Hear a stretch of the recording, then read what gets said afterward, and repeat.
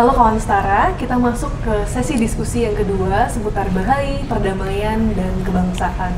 Masih dengan dua narasumber kita, Kak Rias dan Kak Asih. Nah, di sini nanti Kak Asih nih akan cerita lebih banyak tentang bagaimana Bahai berkontribusi untuk kebangsaan dan juga perdamaian. Nah, tadi seperti yang kita udah mendengar bersama di segmen pertama, bahwa ajaran Bahai ini sangat menekankan perdamaian, kesetaraan, dan kesatuan ya, persatuan. Nah, bagaimana wujud nyata Bahai berusaha untuk berkontribusi terhadap kesatuan Indonesia? Baik. Salah satu prinsip yang saya rasa sangat menarik ya, yaitu bagaimana manusia, ya, ini salah satu yang diajarkan oleh Baha'u'llah juga, bagaimana manusia diciptakan di dunia ini tujuannya adalah untuk mengabdi gitu. Dan saya rasa tugas ini adalah juga tugas yang akhirnya membedakan manusia dengan makhluk hidup lainnya gitu. Kita diciptakan segambar dengan Sang Pencipta, kita diberikan akal, budi gitu, dimana kita lebih peka, lebih sensitif melihat lingkungan kita jika ada kebutuhan tertentu gitu. Jadi salah satu tugas utama manusia lahir di dunia ini adalah untuk mengabdi dengan sesamanya gitu. Dan mengabdi ini sebenarnya juga sangat didorong dengan ada namanya sebutannya tujuan moral ganda gitu. Jadi bagaimana kita sangat butuh untuk melakukan transformasi secara intelektual dan juga spiritual. Jadi mungkin kalau saya berikan contoh sederhana saja, kita sebagai individu dan di level paling rendah misalnya ingin mau untuk mengembangkan diri dari sisi intelektual. Berarti proses pertama kita adalah misalnya ke sekolah. Saat kita masuk sekolah, kita pasti berinteraksi dengan banyak orang dan kita menyerap ilmu dari guru-guru atau juga mungkin staf-staf yang ada di sekolahan yang selama kita sekolah pasti kita membutuhkan layanan-layanan mereka gitu. Jadi saat kita ingin mengembangkan sisi intelektual kita, itu pasti kita akan melibatkan banyak orang. Kita pasti akan berinteraksi dengan banyak orang. Nah, di sini setiap kita melakukan interaksi itu saya rasa akan muncul banyak daya-daya positif maupun negatif gitu. Nah, bagaimana kita sebagai individu itu bisa memastikan daya-daya positif sama negatif ini tuh bisa seimbang. Nah, inilah kenapa dua tujuan moral ganda ini tuh tidak bisa dipisahkan satu sama lain. Bahwa saat kita akan mengembangkan diri sebagai dalam sisi intelektual, pasti dari sisi spiritual kita juga kita harus ikut mengembangkan hal tersebut gitu. Tadi agar terjadi keseimbangan antara transformasi yang mau kita lakukan itu. Dimana nanti jika tujuan moral ganda ini tercapai, disinilah kita bisa melakukan pengabdian secara sejati gitu, melakukan pengabdian sejati gitu. Dan selama proses kita ada dalam transformasi tersebut, tadi sejak kita mulai lahir, sekolah, berinteraksi dengan banyak orang di sekitar kita, bahkan sampai di dunia kerja, itu sebenarnya adalah lahan di mana kita bisa mengabdi gitu. Karena kalau saya, jadi dalam arti kalau saya sendiri pribadi melihat tidak ada momen tertentu di mana manusia menganggap bahwa oh nanti kalau saya udah lebih pinter, punya ilmu, baru deh saya mengabdi ke masyarakat, atau nanti deh kalau saya sudah kerja, punya banyak uang, baru saya bisa mengabdi ke masyarakat karena uangnya cukup gitu. Tapi bahwa sepanjang hidup kita itu adalah lahan di mana kita bisa berkontribusi ke masyarakat gitu. Dan saya rasa ini tergambar dari banyaknya kegiatan-kegiatan yang muncul di akar rumput gitu. Jadi misalnya kegiatan-kegiatan di masyarakat kita, ada yang misalnya kegiatan yang melibatkan anak-anak kecil. Biasanya kegiatan-kegiatan ini kita dorong supaya bagaimana bisa memastikan kegiatan itu menggali sifat-sifat baik dari anak-anak kecil, misalnya gitu. Dan biasanya kalau di lingkungan rumah nggak cuma ada anak-anak, ada juga remaja. Nah, misalnya remaja ada kegiatan-kegiatan di mana mereka bisa mengembangkan energi mereka, menyalurkan energi mereka ke hal-hal yang positif. Karena kalau kita tahu di masyarakat luas, remaja tuh sering dilihat sebagai fase di mana manusia itu di fase bandel-bandelnya, rebel atau apa namanya, suka berontak gitu. Padahal sebenarnya kan mereka punya banyak energi yang harus disalurkan saja dengan tepat gitu. Lalu kegiatan-kegiatan yang saya rasa juga banyak di masyarakat, misalnya kegiatan saya yakin mungkin Syara juga sering terlibat, seperti kegiatan-kegiatan doa lintas iman, di mana menjadi tempat untuk kita sebagai manusia mengekspresikan rasa rindu terhadap Sang Pencipta tanpa ada batasan ras, suku, tapi di tempat-tempat atau di forum-forum ini kita bisa mengekspresikan suatu ekspresi yang sama gitu. Jadi saya rasa kegiatan-kegiatan ini sangat mengarah kepada bagaimana kita bisa menyumbang kepada perdamaian dunia gitu kan. Dan mungkin nggak perlu mungkin visinya mungkin perdamaian dunia, tapi dari yang kecil-kecil dulu di lingkungan sekitar keluarga dan juga masyarakat di Indonesia misalnya gitu. Lalu kalau untuk di Bahai International Community sendiri, sebenarnya kita juga melakukan beberapa upaya-upaya untuk menyumbang pada isu-isu internasional, seperti misalnya tadi ada kesetaraan gender dan berbagai banyak isu-isu internasional yang biasanya kita terlibat di diskusi-diskusi forum diskursus dengan United Nations gitu. Jadi mungkin itu beberapa kegiatan-kegiatan yang saya rasa tujuan atau goalsnya adalah berkontribusi ke masyarakat, terutama untuk perdamaian gitu. Iya, mungkin bisa. Jadi tadi menariknya adalah bagaimana teman-teman Bahai ini memandang kita berkontribusi pada negara, pada perdamaian, hal-hal yang baik tadi, tidak perlu nunggu kita sudah berhasil atau apa ya, pokoknya kapanpun kita terus berusaha. Nah, lalu aku juga tertarik tadi Kak Asih menyampaikan bahwa Bahai juga ada kontak ya, maksudnya dengan PBB, program-program PBB mungkin bisa diceritakan, atau mungkin dengan pemerintah Indonesia, dialog dengan pemerintah Indonesia itu seperti apa Kak? Ya, saya rasa karena visinya, saya rasa semua manusia punya visi yang sama, yaitu yang berkontribusi ke negaranya gitu ya. Jadi dalam arti diskursus yang kita terlibat, tujuan utamanya adalah untuk menyumbang ke masyarakat. Jadi saya rasa kalau di tingkat nasional kita terlibat di banyak diskusi-diskusi, dan harapannya kita bisa berkontribusi sedikit saja gitu untuk diskusi yang sedang berlanjut dan memberikan perspektif mungkin yang belum tercover dalam forum tersebut, diskursus tersebut gitu. Tapi saya rasa forum-forum ini justru ada di mana kita antar umat beragama bisa saling belajar gitu. Jadi bukan berarti kita juga sebagai umat Bahai punya ilmu yang paling benar atau formula yang paling benar, tapi dalam arti di sini adalah forum di mana kita bisa saling berbagi. Dan saya rasa mengenai prinsip untuk bermusyawarah, saya rasa itu sangat penting gitu, dan Bahai sangat percaya dengan prinsip musyawarah gitu, bahwa dalam suatu diskusi atau diskursus tersebut bukan masalah hasilnya apa gitu ya, tapi justru karena sifatnya yang musyawarah, jadi apapun hasilnya karena ini kesepakatan itu bisa menjadi sesuatu yang positif gitu. Jadi yes, diskursus tingkat nasional kita berusaha juga untuk berkontribusi, lalu diskusi tingkat internasional pun kita juga harapan kita bisa memberikan berbagai usulan dan masukan lah gitu sih. Oke, mungkin bisa dicontohin Kak keterlibatan Bahai dalam hal diskursus yang seperti apa? Mungkin diskusi tentang peraturan presiden atau apa gitu yang mungkin biar lebih spesifik teman-teman setara jadi kebayang nih peran-peran Bahai. Saya rasa nanti Rias juga bisa, karena Rias paling aktif ikut kegiatan-kegiatan semacam itu, tapi saya rasa banyak. Tadi segmen 1 bahas mengenai kesetaraan gender, saya rasa itu juga menjadi diskursus yang banyak dilakukan di Indonesia, dan kita umat Bahai berusaha juga untuk berkontribusi, lalu diskusi-diskusi mengenai bagaimana perdamaian antar umat beragama, saya rasa juga itu sesuatu diskursus yang banyak. Jadi sebenarnya kalau ditanya diskursus yang saat ini banyak di masyarakat umum sih, tapi tujuannya yang memang harapan kita yang berkontribusinya itu bukan isu yang jangka pendek gitu. Kan kita tahu ya bahwa di Indonesia tuh banyak kadang-kadang isu-isu hangat yang mungkin bertahan 1 sampai 2 minggu gitu. Tapi yang kita harapkan memang isu-isu yang memang bisa memberikan dampak jangka panjang lah gitu. Jadi tadi kita apalagi khusus di bagian humas dan pemerintahan, biasanya kita memang fokus ke isu-isu yang sifatnya akan memberikan dampak jangka panjang gitu misalnya. Tapi mungkin kalau topik-topiknya Rias bisa sharing sih. Apa aja topik-topik yang sering kita.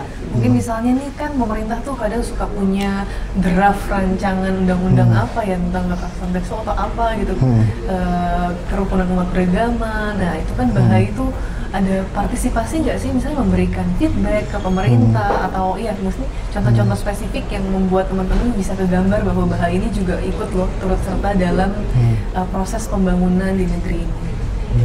Ya. Jadi memang terkait itu dalam beberapa kesempatan ya, khususnya waktu pandemi, sekarang juga masih pandemi ya. Mungkin maksudnya lagi tinggi-tingginya kasus pandemi, jadi kan kesempatan untuk melakukan webinar-webinar itu besar ya.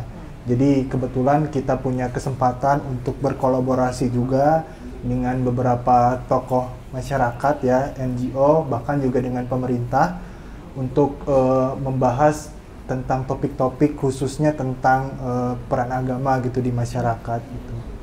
Nah jadi memang waktu itu ada satu rumusannya juga ya terkait dengan kerukunan umat beragama, dan kebetulan rumusannya itu kita kasihkan juga kepada Kementerian Agama gitu, rumusan dari hasil webinar tersebut. Oh gitu. Itu webinar tentang apa Kak yang berarti?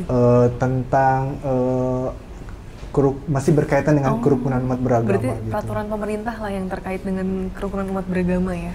Sebenarnya lebih kepada bagaimana kita sebagai masyarakat itu bisa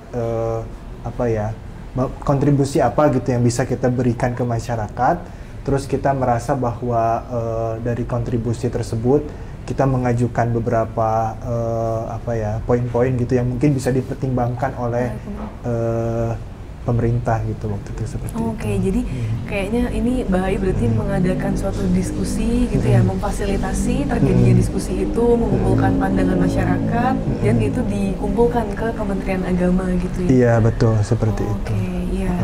Kalau dari segi perjuangan kemerdekaan Indonesia, apa ada tokoh-tokoh Bahai yang juga terlibat dalam proses kemerdekaan? Iya. Oke, kemerdekaan ya. Saya rasa kita sudah masuk ke Indonesia itu sejak tahun 1885 ya. 1885 lah. Jadi mungkin kembali ya, kita tidak juga ada maksudnya dalam arti sejarah spesifik ada tokoh tertentu, tapi saya rasa kembali karena kita tadi prinsip mengenai pengabdian itu sudah sesuatu yang memang menjadi, kalau tadi Rias berbagi mengenai kesatuan adalah salah satu prinsip agama Bahai, pengabdian juga tadi menjadi poros dari kehidupan, harapannya adalah menjadi poros dari kehidupan manusia. Saya rasa upaya-upaya itu sudah dilakukan sejak tahun-tahun, bahkan sejak agama ini muncul di dunia ini gitu ya. Cuman mungkin beda, karena kan beda zaman, pasti beda bentuk kontribusinya gitu. Mungkin zaman dahulu sebelum kemerdekaan mungkin upayanya berbeda dengan upaya kita saat ini yang mungkin sudah lebih mudah ya, dalam arti lebih nyaman. Pemerintah Indonesia sudah lebih kooperatif, lebih terbuka untuk umat beragama gitu. Jadi mungkin beda kontribusinya gitu. Seperti apa saya rasa sejarah-sejarah spesifiknya harus nanti ada spesifik khusus nih kayak segmen next video ya, untuk seperti apa sih memang sejarahnya seperti apa. Saya rasa kalau sejarah saya sendiri pribadi nggak terlalu sangat-sangat paham terkait sejarah tersebut. Oke, iya. Tapi yakin sih sebenarnya semua orang nih pasti kan dulu ada peran ya, mungkin karena memang kita nggak mendengarkan aja, tapi yakin pasti adalah dari Bahai, dari agama-agama apapun yang pasti terlibat untuk memperjuangkan kemerdekaan Indonesia ya, dan merawat kemerdekaan kita saat ini. Kalau yang tadi kita lebih banyak ke kebangsaan ya. Sekarang kita masuk ke lebih ke perdamaiannya nih.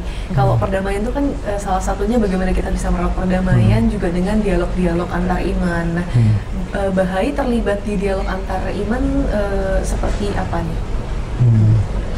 Tadi sih, saya rasa kita ada dua upaya yang kita lakukan. Pertama, kita menciptakan ruang-ruang tersebut untuk melibatkan lebih banyak orang lagi. Teman-teman yang memang kita lihat sangat suportif dengan adanya isu-isu kerukunan tadi, antarumat beragama dan lain sebagainya, maupun isu-isu kesetaraan gender. Lalu juga yang kedua tadi, saya rasa kita berusaha untuk ikut terlibat di banyak-banyak diskursus yang ada gitu. Karena tadi mungkin Rias juga sharing, Rias adalah salah satu tim juga di bagian humas dan lembaga pemerintahan, hubungan pemerintahan. Kita ada tim, di mana tim ini ya biasanya kita akan juga membagi tugas untuk seperti apa kita bisa berkontribusi banyak hal. Tapi upaya kita saya rasa itu mencoba untuk berkontribusi dalam hal membentuk ruang dan juga ikut berkontribusi untuk dalam hal memberikan pandangan di forum-forum yang sudah ada yang disediakan pemerintahan, NGO gitu. Ya, tadi Kak Rias juga sudah menyampaikan ya, salah satu contohnya itu tadi memfasilitasi ada dialog dari orang-orang dari berbagai agama. Itu tokoh agama dan yang bukan tokoh agama ya, masyarakat biasa juga untuk berdialog dan juga memberikan pandangannya terhadap kerukunan umat beragama, lalu disampaikan juga ke Kementerian. Nah, itu juga salah satu bagian dari dialog antar iman. Nah, mungkin dialog antar iman ada nggak ya dari misalnya Bahai ini mengadakan aksi-aksi sosial yang melibatkan masyarakat dari berbagai agama? Iya. Saya rasa beberapa kali ada memang kita misalnya terlibat dalam kemarin ya, saat pandemi sedang buruk-buruknya itu biasanya kita ada kegiatan-kegiatan bakti sosial dan lain-lain. Cuman saya rasa beberapa kegiatan juga yang sering banyak kita lakukan adalah doa lintas iman. Ini juga salah satu yang sejak pandemi, dan saya rasa pandemi itu mengajarkan banyak hal ya. Salah satunya adalah bagaimana teknologi itu sangat-sangat membantu interaksi kita sebagai manusia yang sudah sifatnya borderless, sudah nggak ada batasnya, dari manapun kita berada kita bisa saling terhubung gitu kan. Dan itu salah satu forum yang akhirnya saya rasa sangat menarik, bagaimana masyarakat dari lintas manapun, bahkan tidak hanya di Indonesia, bertemu dan kita di sana sama-sama membacakan doa-doa masing-masing. Jadi biasanya kita membantu memprogramkan setiap hari Jumat saat itu misalnya kita menentukan dari semua agama yang ikut terlibat dalam kegiatan tersebut harus bisa berkontribusi, baik mereka menyumbangkan doa dalam bentuk ini saya ada doa nanti yang bacakan siapa aja boleh, atau mereka mau saya yang bacakan juga deh doa saya sendiri gitu. Dan berbagai macam, ada yang memang sifatnya dilantunkan atau yang memang dibacakan pada umumnya gitu. Jadi ya itu salah satu kontribusi yang saya rasa saat pandemi kebutuhan kita untuk karena beribadah pun dibatasi ya saat itu, dalam arti kan rumah ibadah ditutup dan sebagainya. Jadi sebagai manusia kita punya kerinduan untuk mencapai Sang Pencipta, dan forum-forum itu tadi dengan adanya teknologi yang saat ini sangat memumpuni, saya rasa itu sangat membantu kita deh untuk lebih saling terkoneksi satu sama lain gitu. Itu menarik sekali, bener ya, aku baru ingat, aku pernah ikutan juga waktu itu ya. Ada Ibu Nasrin yang ngundang, waktu itu ikut juga, memang seru, kita kumpul dari teman-teman dari lintas agama ya, ada baca dari kitab suci masing-masing ya. Kalau berarti ada offline-nya juga ya, kalau sekarang sudah ada offline-nya atau masih online? Belum, soalnya pandemi masih naik turun kan, jadi kita belum Tapi ada. sebelum pandemi sempat offline ya itu ketemu. Saya rasa pernah, tapi mungkin justru lebih besar saat pandemi karena lebih mudah diakses kan online gitu. Iya. Ada contoh-contoh dialog antar agama, antar iman lainnya yang mungkin pernah dilakukan oleh teman-teman Bahai? Iya. Ada juga pengalaman waktu pandemi juga, kebetulan ya beberapa tahun yang mungkin 1 atau 2 tahun yang lalu ya. Jadi memang ketika pandemi kita diuji juga gitu, diuji dalam artian bagaimana kita bisa menunjukkan rasa cinta gitu, kasih sayang kepada sesama kita gitu. Dulu kan mungkin bentuk fisiknya terlihat nyata gitu, namun di saat pandemi yang mengharuskan kita untuk menjaga jarak, lalu bagaimana bentuk cinta yang mencerminkan persatuan itu bisa diwujudkan gitu. Jadi dalam kesempatan itu sebenarnya lebih kepada berbagi pengalaman-pengalaman praktis gitu bersama dengan teman-teman dari lintas agama gitu. Sebenarnya ya seperti ya sharing knowledge gitu jadinya ya. Jadi bagaimana misalnya pengalaman di satu tempat bisa menjadi inspirasi juga di tempat yang lain gitu. Seperti waktu itu kebetulan ada pengalaman dari teman di daerah Jawa ya. Jadi kan waktu pandemi misalnya ada yang positif gitu, lalu kita bagaimana bisa membantu teman yang sedang sakit gitu misalnya. Terus ternyata di daerah tersebut ada program yang namanya Jogotongo gitu, jadi menjaga tetangga gitu. Nah sebenarnya program seperti itu yang menjadi inspirasi juga gitu bagi teman-teman yang lain untuk bagaimana bisa menunjukkan kepedulian mereka gitu terhadap tetangga gitu, walaupun mungkin ya hal yang sederhana gitu, misalnya seperti memberi makanan atau mungkin juga memberi support gitu dalam bentuk telepon atau sebagainya. Itu sebenarnya memberikan kita sebuah penguatan gitu bahwa dalam masa pandemi ini kita tidak sendiri gitu, kita ada bersama dengan orang-orang di sekitar kita dan kita bisa lalui ini bersama-sama. Iya, jadi Jogotongo itu yang inisiasi dari Bahai ya? Bukan, jadi yang inisiasi ada dari teman yang lain. Oh gitu. oke, tapi ikutlah ya Bahai ikut di kegiatan itu. Jadi kita seperti seperti tadi, jadi menampung pengalaman dari teman-teman, terus dibagikan gitu kepada teman-teman yang lain. Oke, iya. Jadinya harapannya dengan dibagikannya pengalaman itu semakin memperkuat dan memberi inspirasi juga gitu, bahwa tindakan yang sama juga bisa dilakukan gitu di tempat yang lain. Oke, kalau dari Kak Rias dan Kak Asih, apa ada tambahan lain yang mau diceritakan? Mungkin cerita-cerita menarik seputar bagaimana peran Bahai dalam mendorong perdamaian, yang merawat perdamaian. Ada lagi nggak cerita-cerita yang menarik yang mau disampaikan nih ke teman-teman Setara? Saya rasa mungkin tidak spesifik menjawab pertanyaannya Syera, tapi lebih bagaimana kita justru punya PR bersama untuk melibatkan lebih banyak lagi orang gitu karena tadi fokus kita perdamaian, terus berkontribusi kepada sebuah negara. Saya rasa siapapun nggak bisa bekerja sendiri gitu, tapi kita harus melibatkan lebih banyak orang lagi. Tadi kalau saya di awal cerita sedikit mengenai bagaimana saat kita kehidupan sehari-hari pasti melibatkan banyak orang, kita pasti juga secara pelan-pelan melihat mana yang punya visi yang sama dengan kita untuk bekerja bersama gitu. Saya rasa itu hal yang sangat penting gitu ya. Kenapa Setara Institute banyak melakukan penelitian, kenapa kita terlibat dalam banyak diskursus, tujuannya adalah untuk orang-orang yang punya visi yang sama bisa melakukan upaya yang sama gitu untuk menyumbang kepada negara pertama itu. Dan saya rasa yang penting juga adalah pola pikir bahwa salah satu ajaran Baha'u'llah yang saya rasa ini juga sangat selalu ada di hati saya lah gitu, bagaimana kita melihat manusia itu bagaikan taman, bagaikan bunga-bunga di dalam satu taman gitu. Dan berarti kan kalau kita bayangkan lagi sebuah taman, kalau isinya hanya satu jenis bunga dengan satu warna yang sama, dengan aroma yang sama, mungkin indah di waktu dalam 1 minggu, 2 minggu masih indah. Tapi selanjutnya kita merasa mulai bosan ya, warnanya ini saja. Tapi bayangkan kalau satu taman isinya berbagai bunga, wangi yang berbeda, fungsinya juga mungkin berbeda gitu ya. Manusia juga seperti itu, kita beragam gitu. Jadi kita semua punya kapasitas yang beragam dan punya andil yang bisa kita berikan secara beragam gitu. Jadi saya rasa pola pikir ini yang akhirnya bisa menghapus prasangka sesama masyarakat untuk bahwa tujuan utama kita adalah untuk mengabdi pada masyarakat, berkontribusi. Jadi harus menghilangkan prasangka-prasangka yang ada gitu. Jadi melihat tadi kembali manusia sebagai beragam jenis bunga, punya fungsinya, dan bahkan tidak hanya sebatas indah ya tadi, tapi karena punya fungsi yang berbeda-beda akhirnya bisa maju bersama gitu. Ya, Terus sih. ini bagus sekali nih, memang menyentuh hati sekali tadi kutipan dari Baha'u'llah ya.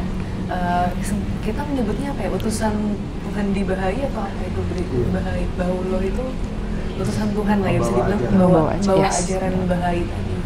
Teman Setara, tetap di Suara Setara, kita akan lanjut ke segmen ketiga seputar sejarah Bahai di Indonesia.